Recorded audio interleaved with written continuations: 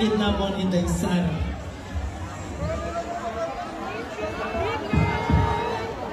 Okay, palakpak kay Inday Sara!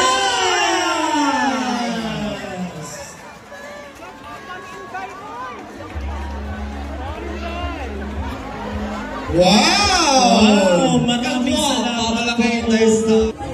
Sa ating pinakamamahal na Vice President. Thank you so much po.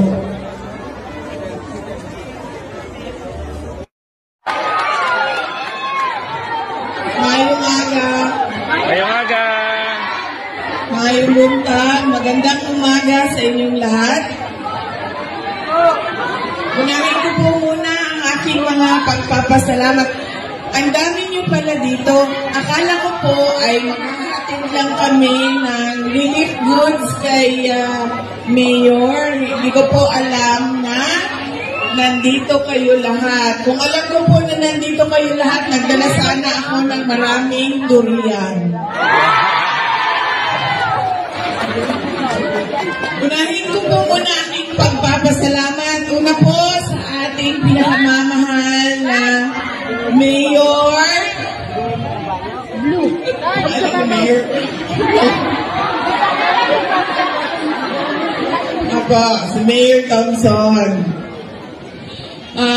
Magpapasalamat po ako sa ating iba't ibang mga opisyal ng Himamaylan Local Government Unit. Pinapangunahan po ni Mayor Raymond Thompson. At ang ating iba't ibang mga opisyal sa iba't ibang ahensya o national government agencies. Nandito po ang ating DSWD at iba pa. And syempre, ang mga kasamahan ko po sa Office of the Vice President, meron po kaming satellite office sa Bacolod City. Sila po yung lumapit kay Mayor Thompson at nagsabi sa kanya na ihatid namin yung mga relief goods ninyo para sa nakaraang bagyong Tino. Dumaan ba dito si bagyong Uwan? Hindi masyado. Nagdala din siya ng maraming ulan. Opo. Ang Pilipinas ay lagi pong nasa daanan ng bagyo. Kaya dapat po hindi na natin nakakalimutan kung ano yung mga paghahanda kapag merong parating na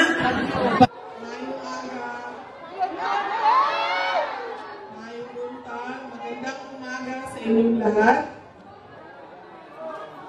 Unahin ko po muna ang aking mga pagpapasalamat. Ang dami niyo pala dito. Akala ko po ay maghahatid lang kami ng relief goods kay Mayor. Hindi ko po alam na nandito kayo lahat. Kung alam ko po na nandito kayo lahat, nagdala sana ako ng maraming durian. Unahin ko po muna aking pagpapasalamat. Kung na po sa ating pinakamamahal na Mayor.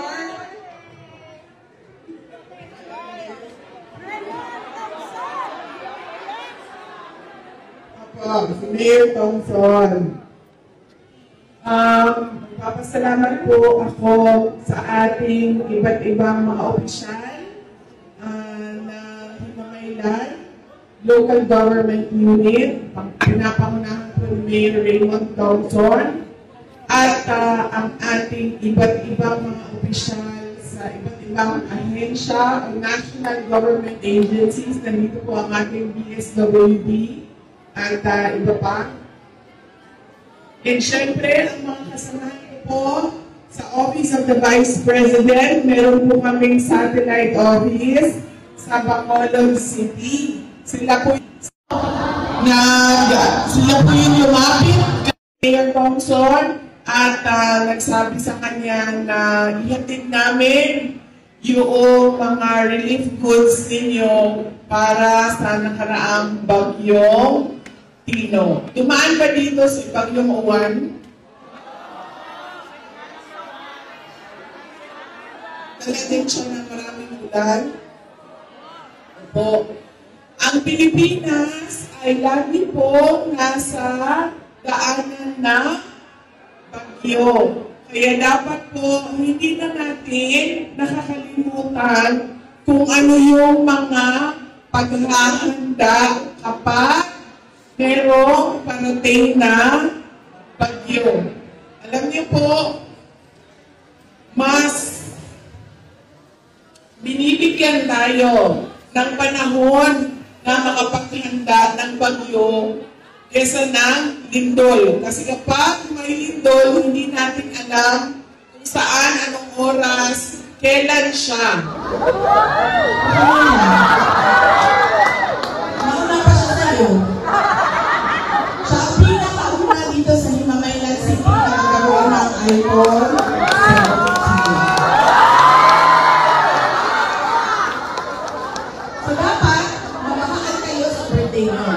Tapos, patawag niyo lang si Inday Sara. Tapos, alamin mo si Inday Sara. Inday Sara, kasi ba ang cellphone mo, para kayo, binigyan niya ako. Yung nag-ayos ng cellphone, sabi niya, pas madali yan kung bagong cellphone na lang. Sabi ko, hindi pwede. Kasi nandiyan lahat. So, meron ako, iPhone 17 na walang gamit. So, sa iyo na yun.